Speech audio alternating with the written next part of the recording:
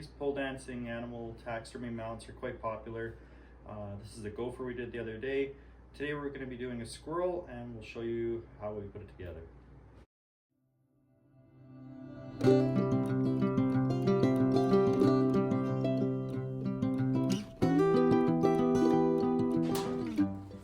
Most animals that I skin, I do them case skinned like this, with the one incision along the back of the legs, and then skin it out so the hide ends up being somewhat of a tube. I prefer it this way. It's a lot less sewing in the end than cutting right down the back or the middle of the belly or something like that. And it's also a lot easier to hide. So I prefer it that way, and it works for me. It's really important to get this tailbone out. Doesn't matter what you're skinning, the tailbone has to come out. With squirrels, sometimes it can be a little bit difficult depending on how long they've been in the freezer for. They dry out pretty fast, and sometimes they get stuck. So take your time with it, work it down carefully so you don't rip it off. And sometimes you can get it in between knuckle, your thumb and your finger, and you can pull it. Sometimes it'll go. This one doesn't feel like it wants to.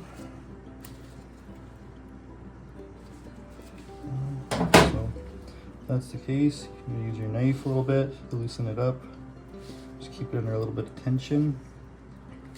And try again. There we go. Perfect.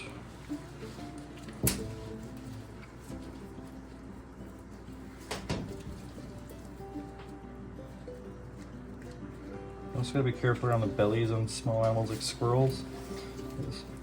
Again, depending on how long they've been in a freezer for, the belly becomes quite weak. And if you're pulling too hard or too aggressively, you can easily rip that open, and it doesn't affect the process at all, just makes a big mess you gotta clean up. So anytime you can avoid a mess, so much the better.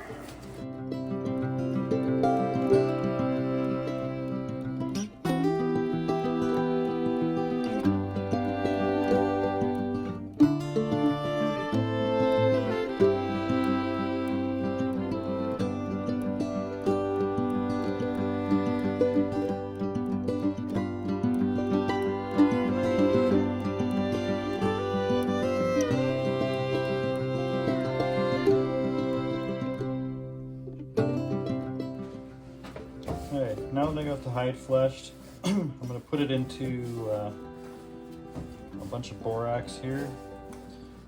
I'm a big fan of using borax as a preservative method.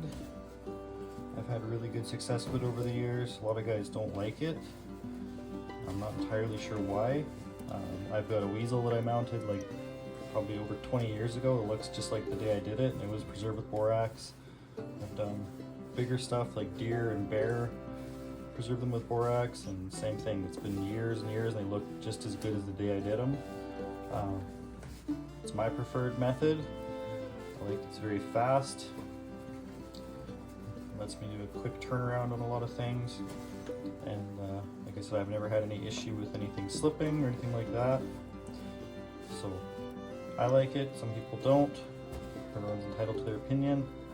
So if it works for me, if it works for you, awesome. If you prefer tanning it, awesome. It doesn't really matter to me how you do it, as long as it's done so that it lasts. That's the biggest thing. When it comes to a form, I use a lot of wood wool, especially on my smaller stuff or things like this squirrel. As far as I know, there's no commercial made pole dancing squirrel taxidermy form available.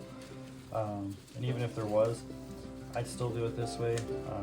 The reason I prefer this is it gives me total freedom when mounting this squirrel to get that position exactly right. There's nothing that drives me more crazy than when somebody's using a commercial form and they're trying to force fit it onto whatever they're trying to mount it to, and they don't bother to actually modify the form, so you're like a squirrel mounted climbing a log with one foot that's just kind of sticking out into Never Never Land if they didn't bother to adjust it, so it actually looks like the squirrel's climbing up the tree.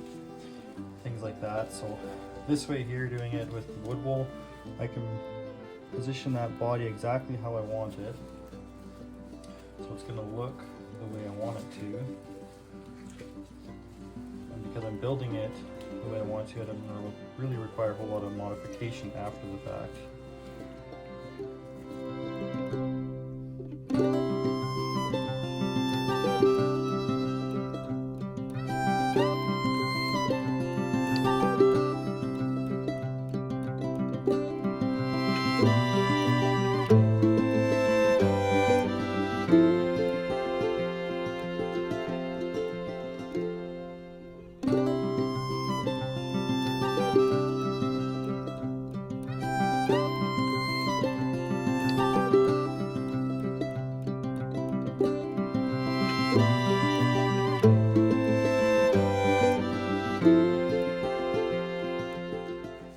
Okay, so I've run a wire through the form now, and I've got my little foam head. I make these out of just expandable foam, a mold that I made off a real squirrel. So this I want probably about like that.